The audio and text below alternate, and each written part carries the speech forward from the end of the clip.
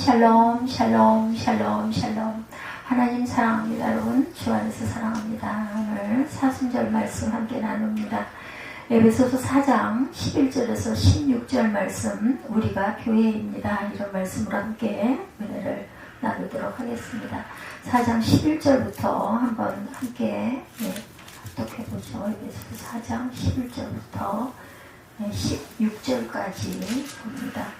그가 어떤 사람은 사도로, 어떤 사람은 선지자로, 어떤 사람은 복음 전하는 자로, 어떤 사람은 목사와 선교사로 삼으셨으니 이는 성도를 온전하게 하여 봉사의 일을 하게 하며 그리스도의 몸을 세우려 하십니다.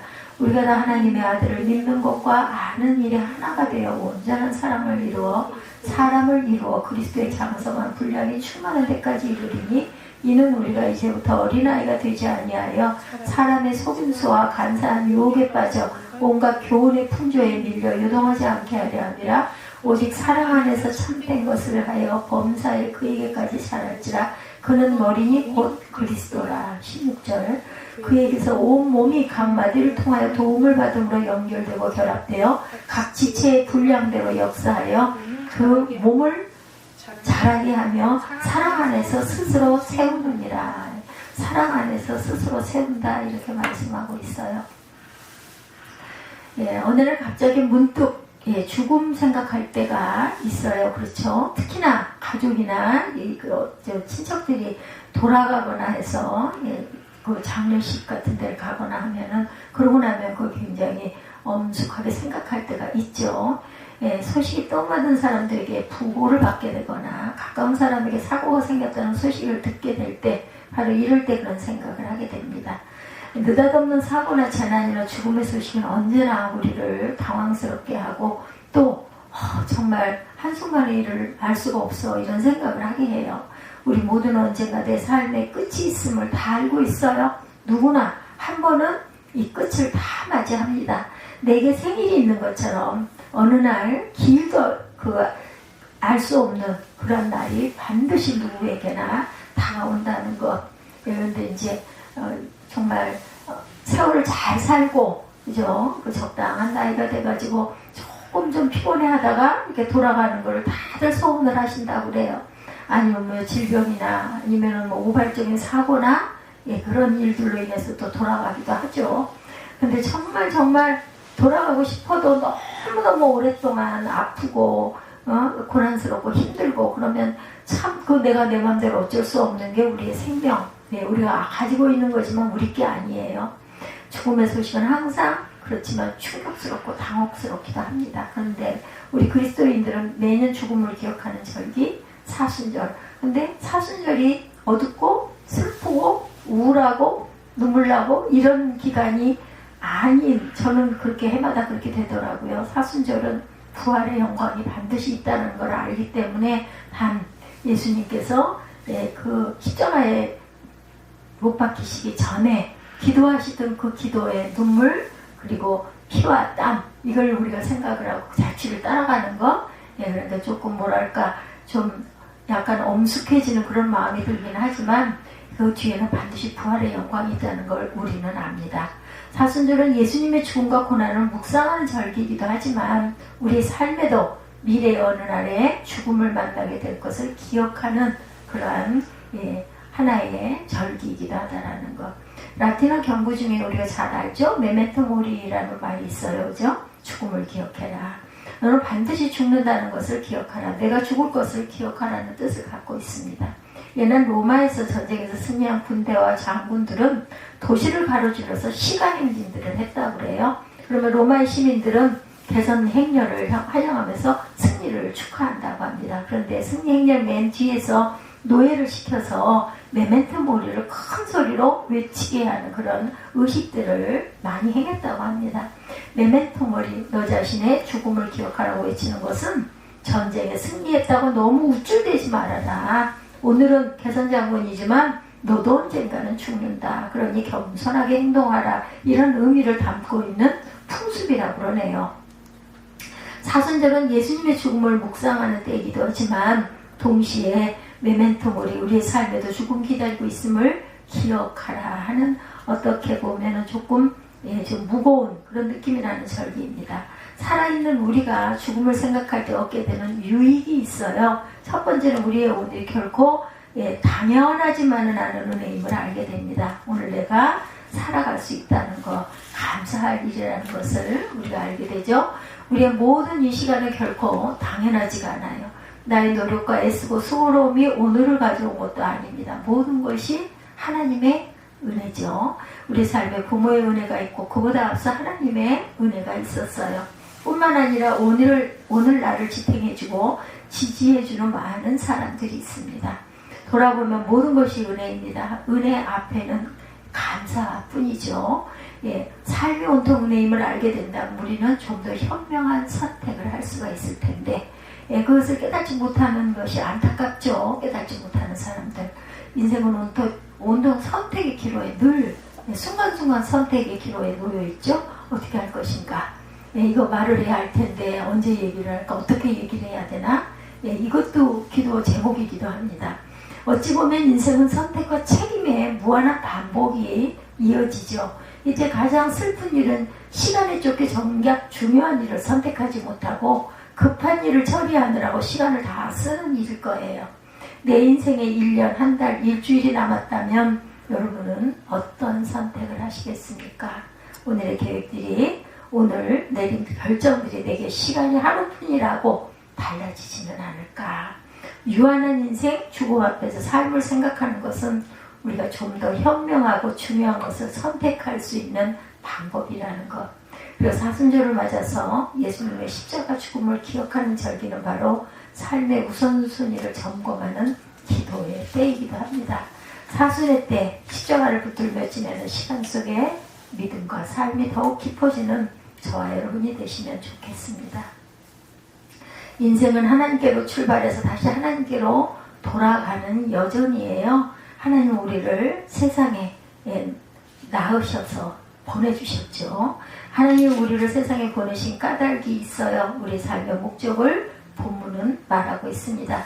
에베소 4장 13절에 우리가 다 하나님의 아들을 믿는 것과 아는 일에 하나가 되어 온전한 사람을 이루어 그리스도의 장성한 분량이 충만한 데까지 이르리니 하죠.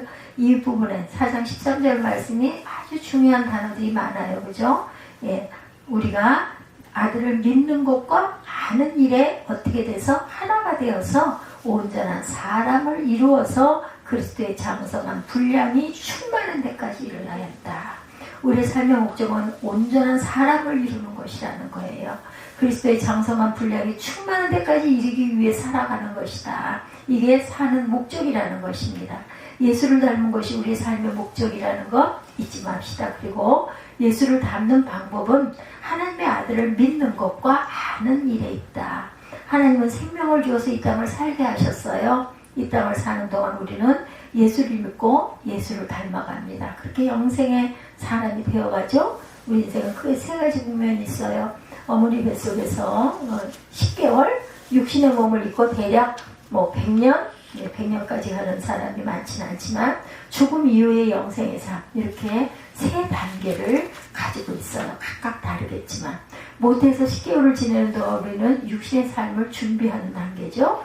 100년을 살아갈 몸과 마음이 모태에서 지내는 동안 준비가 됩니다. 그리고 육신을 입고 있는 그 동안 100여 년 그 안쪽에 그런 삶, 우리는 영생의 삶을 준비하죠. 그 100년 동안, 7, 80년 동안, 사람에 따라서는 3, 40년 동안 예수를 믿는 것과 아는 것이 하나가 되어서 온전한 사람이 되어가는 것이 영생을 준비하는 방법이다. 우리가 예수를 믿고 그리스도 안에 그 담긴 하나님의 비밀을 조금씩 알아가면서 점점 그리스도를 닮아갑니다. 예수를 닮아가면서 우리의 삶에는 이런 변화가 생겨요. 14절의 말씀. 이는 우리가 이제부터 어린아이가 되지 아니하여 사람의 속임수와 간사한 유혹에 빠져 온갖 교훈의 풍조에 밀려 요동하지 않게 하려 합니다. 우리가 점차적으로 하나님의 아들을 믿는 것과 아는 일에 하나가 되어서 온전한 사람을 이루어가게 되면 어린아이의 신앙에서 벗어나게 됐다. 그래서 세상의 유혹과 환난과 어려움을 능히 이겨낼 힘을 갖게 된다는 거죠. 세상 풍조를 견디게 할 만한 힘을 갖게 되는 것이 아니라 놀라운 능력을 또한 갖게 된다. 15절에 오직 사랑 안에서 참된 것을 하여 범사에 그에게까지 자라갈지라. 그는 머리니 곧 그리스도라. 그러니 주님 앞에까지 자라가려면 우리의 삶이 어떠해야 한다. 주님의 삶을 본받아 살아가야 되겠죠. 결국 사랑 안에서 참된 것을 할 수 있는 그러한 주님의 성전에 가까운 몸들이 될 것이다. 사람은 유한한 존재이고 죄인이기 때문에 그 속에서 참된 것이 스스로 나올 수가 없어요. 우리에게 참된 것이 있다는 것은 하나님의 사랑 안에서라는 것입니다. 우리가 하나님의 사랑 안에 거하는 비결은 하나님의 아들을 믿는 것과 아는 일에 하나가 되어서 온전한 사람을 이루는 것에 있다. 하나님의 아들을 믿는 것과 아는 일에 하나가 되어야 한다. 그러므로 우리의 삶의 보람의 목적은 하나님의 아들을 믿는 것과 아는 일에 하나가 되어서 온전한 사람을 이루는 것이 목적이다. 우리가 예수를 바라보고 예수를 닮아가는 것이 온갖 유혹과 어려움을 견뎌낼 수 있는 힘이 되고 거짓이 가득한 세상 속에서 참된 것을 할 수 있는 능력이 된다. 우리 인생의 목적과 보람이 날마다 조금씩 예수를 닮아가는 삶이어야 합니다. 2024년 우리가 나는 교회입니다. 이 말씀 속에서 사순절 이 기간에서 우리 말씀 속에 주님이 우리에게 또 주셨던 말씀이기도 하죠. 에베소 5장 9절 말씀. 교회는 다른 무엇이 아니에요. 예수 안에서 우리 모두가 교회이죠. 저와 여러분이 예수님과 함께 할 때 우리가 교회입니다. 고린도전서 12장 12절에 몸은 하나인데 많은 지체가 있고 몸의 지체가 많은 한 몸이니 같이 그리스도도 그러하니라. 12장 25절에서 27절입니다. 고린도전서 12장 25절에서 27절. 몸 가운데 분쟁이 없고 오직 여러 지체가 서로 같이 돌보게 하셨느니라. 만일 한 지체가 고통을 받으면 모든 지체가 함께 고통을 받고 한 지체가 영광을 얻으면 모든 지체가 함께 즐거워하느니라. 너희는 그리스도의 몸이요 지체의 각 부분이라. 이렇게 말씀하고 있습니다. 우리는 포도나무 비유를 잘 알고 있어요. 포도나무의 보람은 때를 따라 풍성한 포도를 결실하는 거죠. 그런데 포도나무는 가지를 통해서 열매를 얻습니다. 예수님 말씀하시죠. 나는 포도나무요 너희는 가지라. 15장 5절이에요. 요한복음. 나는 포도나무여 너는 가지라. 그가 내 안에 내가 그 안에 거하면 사람이 열매를 많이 맺나니 나를 떠나서는 너희가 아무것도 할 수 없습니다. 포도나무에게 가지는 매우 중요하죠. 가지가 없다면 나무는 그 역할을 감당할 수가 없어요. 가지는 나무가 하는 거의 모든 일을 할 수가 있다는 것.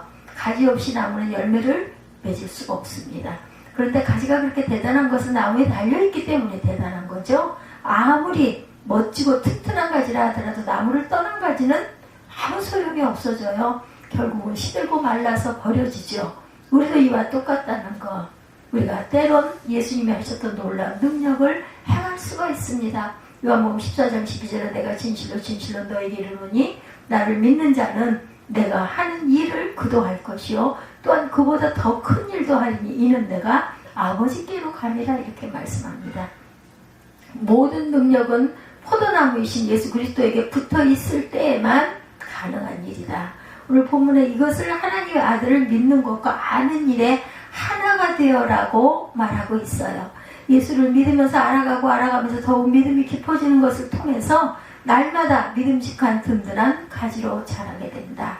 그러니까 예수를 잘 믿는 일은 한 사람에게 국한된 일이 아니고 내가 믿음이 자라 든든하게 되는 일은 곧 우리 교회를 든든히 세워가는 일이다.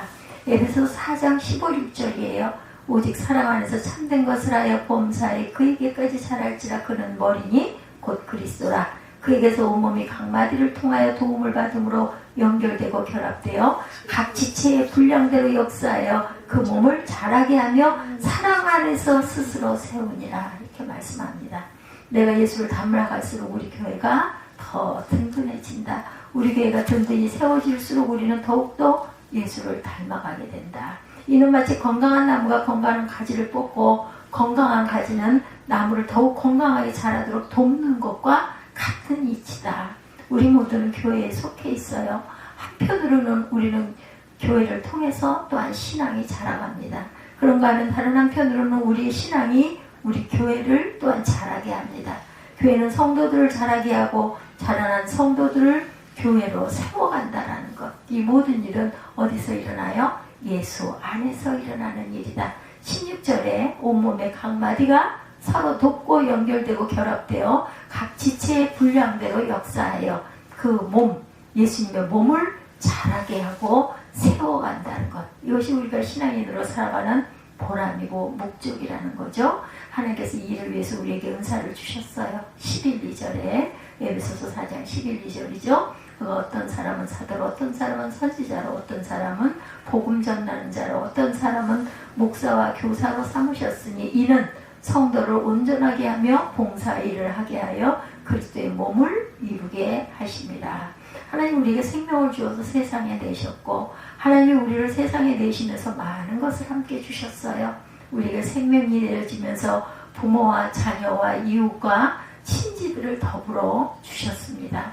살 수 있는 터전과 물질도 우리에게 주셨죠. 이루 헤아릴 수 없는 많은 은사와 선물을 우리에게 주신 거예요. 그리고 독생자 예수 그리스도를 우리에게 주셔서 영원한 생명의 소망, 그죠? 영생의 소망 또한 주셨어요.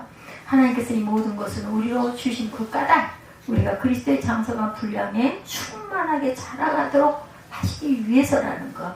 우리가 교회예요. 저와 여러분 한 사람 한 사람이 생명 세빛 교회입니다.